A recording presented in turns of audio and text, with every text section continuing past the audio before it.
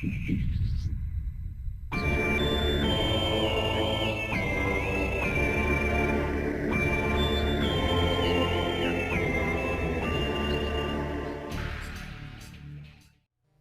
everyone, this is Pat Nat coming to you with a new video from Metro March. So recently Nintendo live streamed another Nintendo Direct, and in this Direct they actually talked about the upcoming Metroid game, Metroid Prime Federation Force.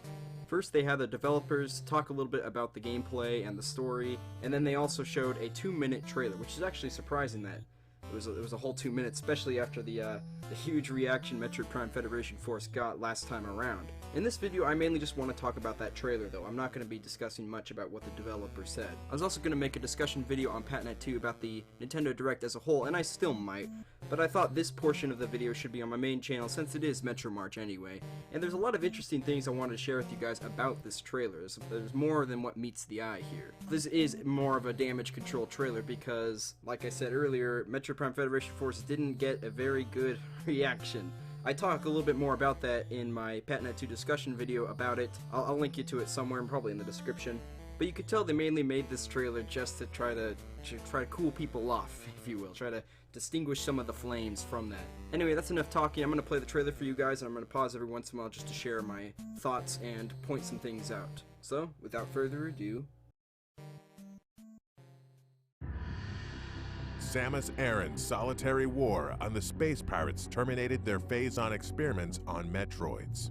But the galaxy is not at peace. So right here they're establishing that the game takes place after Metroid Prime 3, which is the latest in the storyline as far as the Prime games go. Not Metroid games, but Prime games. So we know that it won't take place somewhere before Metroid Prime 1, 2, or Pinball, or Hunters. Not that that really counts, but anyway, I just wanted to throw that out there real quick. Recognizing a need to combat the space pirate menace, the Galactic Federation launched Project Golem, a top-secret program to develop mechanized battle armor based on the technology in Samus Aran's power suit. The most elite members of the Galactic Marines were chosen and put through intense training to form what would become the Federation Force.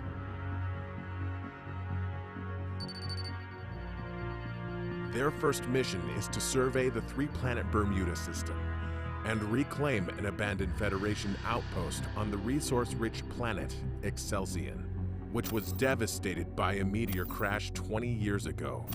So now they're giving us an idea where the game will primarily take place, and that's on these 3 planets. Now, it should also be noted that these 3 planets have not been seen before in any other Metroid game. To my knowledge, don't quote me on that, I could be wrong. I wouldn't be surprised if one of them was secretly Zebes or something like that. They tend to bring those kind of planets back, but it is apparent that none of these planets have been seen before in the Metroid universe. The thing that really piqued my interest, though, is the fact that a meteorite crashed on one of these planets about 20 years ago, according to the trailer. Depending on how far away this game is to Metroid Prime 3 in the storyline, 20 years ago there could have still been phase-on. And there were phase-on meteorites which crashed on every planet in the Metroid Prime series so far, and they were called Leviathan Seeds. I've talked about them before on my channel. So this could mean that phase-on did exist on this planet at some point, maybe still exists, despite them saying that it doesn't. I don't know. Metroid's done crazier things, hashtag Ridley. Plunging it into an ice age.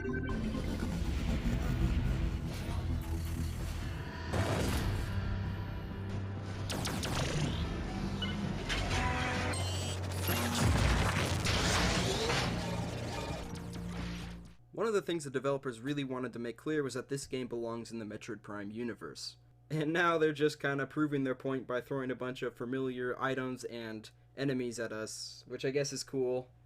Sure, I mean, I saw a grapple beam, that was nice. It's comforting, I guess. Whatever.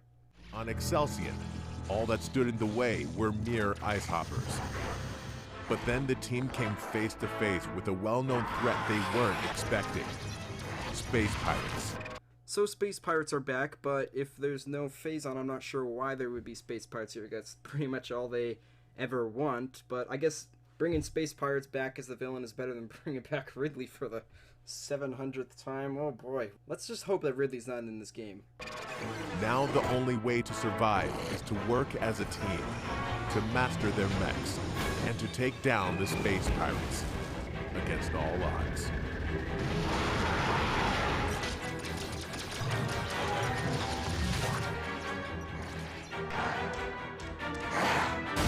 mission isn't over yet.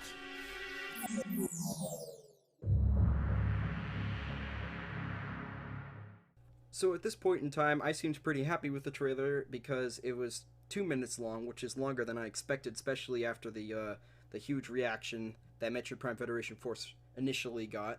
Also, the Metroid series hasn't been doing very well, so a 2-minute trailer, you know, that seemed lengthy enough for me. Also, there was a developer talk, and I was excited. I was like, yeah, okay. But then this next slide, right here. That is what really got my hopes down. It just scares me that they've talked so little about the game that is coming out so soon.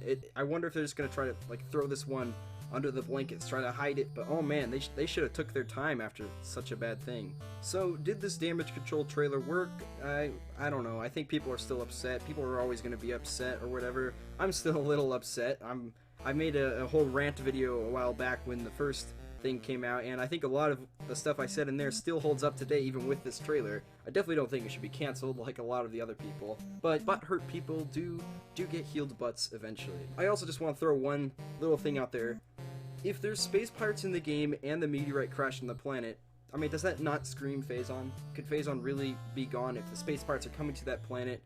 Perhaps to get the Phazon because of the Leviathan seed that crashed there? Okay, sorry, a meteorite, that's most likely a Leviathan seed. Wouldn't be surprised if Phazon existed still. But hey, they need to tie in all this awesome stuff somehow, I guess. Anyway guys, thank you for watching. I know this wasn't my most high quality video, especially compared to last Metro March, and I won't be getting a lot of content out. But if you follow my Twitter, then you could check out my video game songs of the week, where this month I will only be releasing Metroid songs in honor of that, and I'll also be streaming Metroid games over at twitch.tv/patnat_official. So make sure you check that out if that is your thing. Again, I apologize that it's not going to be quite as awesome as last year's video, but hopefully you guys will still manage, and hopefully you guys will also pick up a Metroid game at some point this month to help celebrate Metro March. So long!